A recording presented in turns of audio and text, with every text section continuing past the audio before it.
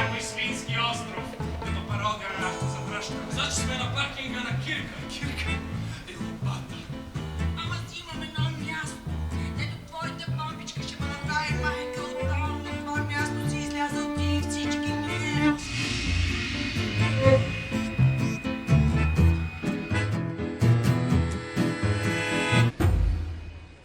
Нямам първи спомен.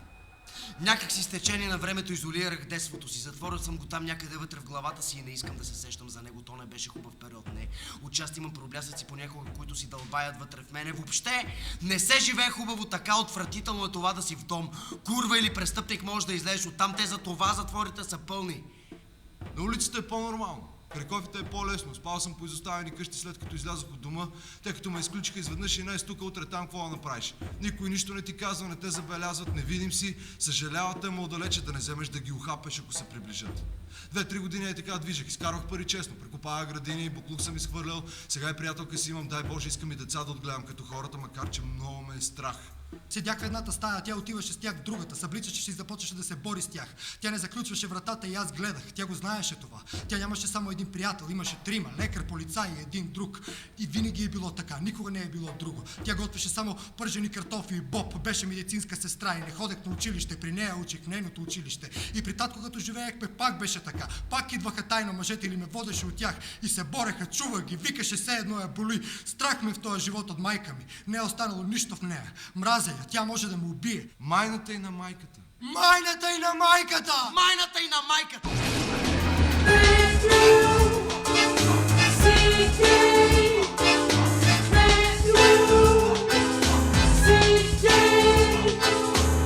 Ама и затора ни пупат на хора. Дещо има буклук човяшки, изроди убийци, манапити вашки.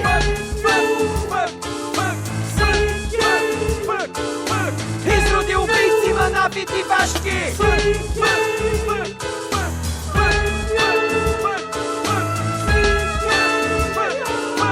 Изроди убийци, манапити вашки. Аз исках да го продам. Не можех да се върна с него на село. Имаше един грък, Нико се казваше, към 30 годишен, каза ми, че е намерил едно много добро и богато семейство, което иска да купи детето. Имат къща, голяма къща, имат кораби и детето ми ще живее добре. Не ги видях хората. Бях решила, каквото и да става, да го оставя в дом и с мъжа ми окончателно да се разделяме. То още с първото, като стана така, той почна да ме нарича убийца. И в едно легло избягвахме да спим, за да не забележа. Никой не ми обърна внимание. Даже майка му и баща му. Те не знам за каква ме мислеха. Никога не са ме харесвали. Сигурно си мислеха, че съм им развалила сина. На 9 септември вечерта си бех самичка вкъщи и това стана за 5 или 10 минути. Родих в кухнята на земята и не помним какво се е случвало след това. Хвърлили са ме още като съм се родила. Ей така, извадили са ме от корема и право в дом. Няма 6-5.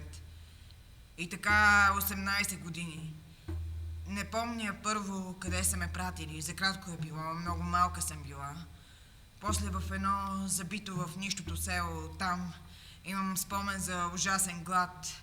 Само хляб и сол и нищо друго. Бяха ни оставили да мрем там. Време е да се събудим. Ти се завърнато да търсиш образците. Изконните понятия, върху които израсъл Homo sapiens, които старата цивилизация вече е амортизирала, износила е. Тя затова и ги измисля тези бебета от епроветки, донори на сперма и сурогатни майки, защото са закърнели уния сакрални трепети от таинството на зачатието.